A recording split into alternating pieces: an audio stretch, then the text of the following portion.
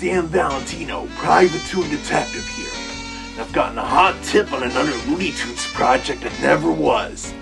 One that would not have been produced by Warner Brothers Animation, or even DePatie Failing Enterprises or Chuck Jones Studio, or even Filmation, but by a certain 80s company with a strong presence on this YouTube channel.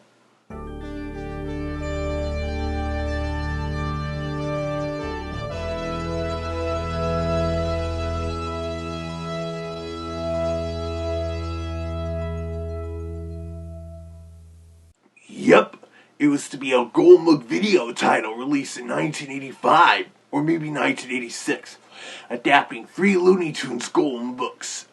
You see, since the late 1940s, Looney Tunes were a popular licensed property to feature in the Golden Books. Heck, in the little Golden Books from the mid-80s to the mid-90s, Bugs Bunny was even featured on the back cover, among all the other little Golden Book characters of the time. So it initially seemed natural for Western Publishing to do a Looney Tunes Golden Book video, especially since they were already doing such adaptations of Sesame Street, Richard Scarry's works, Masters of the Universe, and the Hug-a-Bunch, along with planning similar adaptations of the Care Bears and My Pet Monster and the Pound Puppies for 1986. It got to the point where we even got a couple of mock-up VHS boxes for such a title, each one looking different. From what I could gather, the video would have adapted the Golden Books of Bugs Bunny Space Carrot, Sylvester and Tweety and Birds of a Feather, and then there's some speculation on what the third story on the tape would have been. According to a newspaper clipping from 1985 showing one of those mock-up video boxes, the third story listed was apparently just referred to as, from what I could make out, the Roadrunner. This brings up 2 possibilities. The 1974 little Golden Book, The Roadrunner, a very scary lesson, which is in line with the old Gold Key comics where the Roadrunner talks and rhymes if you're underdog and has 3 sons, and was adapted into a Peter Pan Industries book and audio read-along in 1977. It was previously featured on this channel. The other likely title would be a then new little Golden Book, The Roadrunner Mid-Mesa Marathon, which is otherwise truer to the actual cartoon shorts, complete with mock Latin names. Golden Book video adapting books published that year isn't far-fetched at all. This little Golden Book adaptation, Little Red Riding Hood, was published in 1985 and got adapted into the Fairy Tale Classics video, produced later that year. And Big Bird Brings Spring to Sesame Street was published in 1985 and got adapted into 5 Sesame Street stories that year. Hey, I could have told him that. Don't forget that I was the co-host of the Golden Book Video Killers. Indeed you were, Daffy. But I'm talking about the sleuthing I've done relating to this never-produced Looney Tunes Golden Book video. But while that newspaper clipping had the third story title simply mentioned as The Roadrunner, on the 1985 Montgomery Ward holiday catalog image, the mock-up box lists the third title as a Daffy Duck story of some kind. Oh yeah, I heard of that. Imagine if it did get made. Me and Grumpy would have had a field day riffing on that tape for Golden Book Video Killers. And I wonder if it would have had the space logo at the end. That would have been something, Daffy. But that same catalog blurb stated, Looney Tunes not available. And as such, the video was never made. The question is, why did a Looney Tunes Golden Book video be planned but never get produced? Well, I have a few hunches. One, of course, was because of costs. Those Golden Book videos are already obviously low-budget productions, as one could tell by the quality of the Picturemation. Me and a few friends nicknamed that technique as $40 animation. In assembling a voice cast, getting Mel Blanc to voice his Looney Tunes characters would have likely been very expensive for them, and Blanc was already getting on in years by that time, to the point where in some productions they had to speed up his Bugs Bunny voice.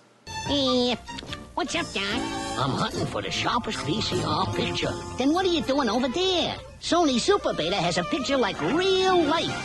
20% sharper than the one that beat VHS. Regarding voices in the Golden Book videos, in many cases when they adapted books based on the licensed cartoons, such as Masters of the Universe, the Care Bears, and the Pound Puppies, they just used substitute voices. Even Orko in the Masters of the Universe story sounded like he's voiced by a woman, compared to Lou Scheimer voicing him in the actual series. I'd rather pull a rabbit out of a helmet.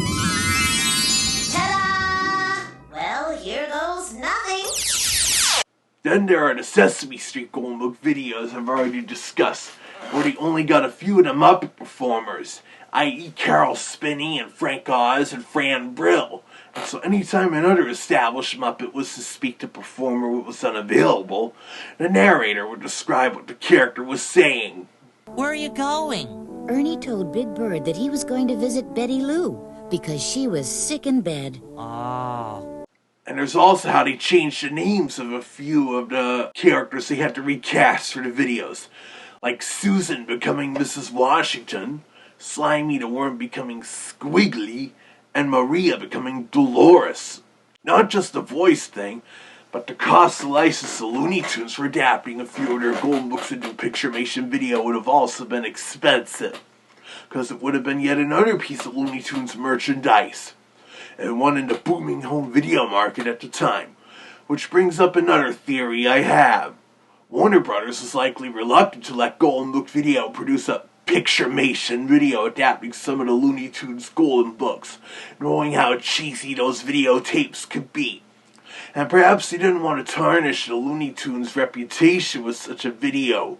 They must have remembered their short-lived partnership with Filmation and being dissatisfied with how Daffy Duck and Porky Pig Meet the Groovy Ghoulies came out with its really stiff, limited animation. Even more limited than the Patty Freeling format films of Seven Arts cartoons of the 60s. Along with the way they didn't properly speed up Mel Blanc's Daffy and Porky and Tweety voices. You up, Arthur? There are plenty other girls around. I don't care about any other girls. I love Lady Guinevere. Merlin, old buddy, you think you could come up with a magic spell that would make Guinevere fall in love with me? You could try, Arthur. Whew. No wonder Mel Blanc didn't enjoy doing the voices for that crossover.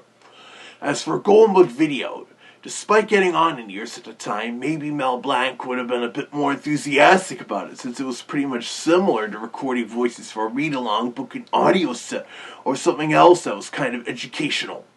With that said, in addition to Peter Pan Records adapting that Roadrunner and Very Scary Less Golden Book, Kid Stuff Records and Tapes also adapted a few Looney Tunes Golden Books into read-along form, like the Tweety and Sylvester story Birds of a Feather. Oh, come on, Sylvester's worn much better disguises than this. But this record just has a single narrator reading the whole story without any character voices, with a funky 80s music score playing underneath, as Sylvester played for you nearly 10 years ago. And I know they also adapted Bugs Bunny's Space Carrots as a similar book and audio read-along. For things like this, that single narrator practice could be acceptable, going as far back as the little Gold Book and record sets of the 50s and 60s and the early Disney read-alongs. But for the Golden Book videos, Western Publishing figured kids would want to hear actual character voices, even if it meant doing recasting. Especially since these videos were primarily produced in the Great Lakes area, since Golden Books was based in Wisconsin at that time.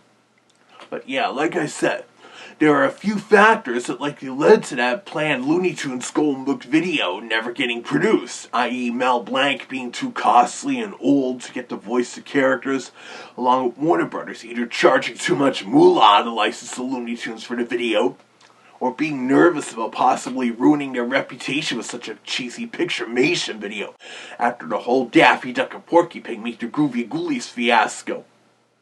But who knows how it would have turned out. We could have dodged a bullet, or we could have gotten something with hilarious mass meme appeal, complete with the use of familiar library stock music. It's why Zach Wolf made that Steamed Hams video in the style of those Picturemation Golden Book videos a few years back. But there you have it. the Looney Tunes Golden video that never was. So keep watching this channel to hear more of my capers in the animation world, or whatever else happens here next.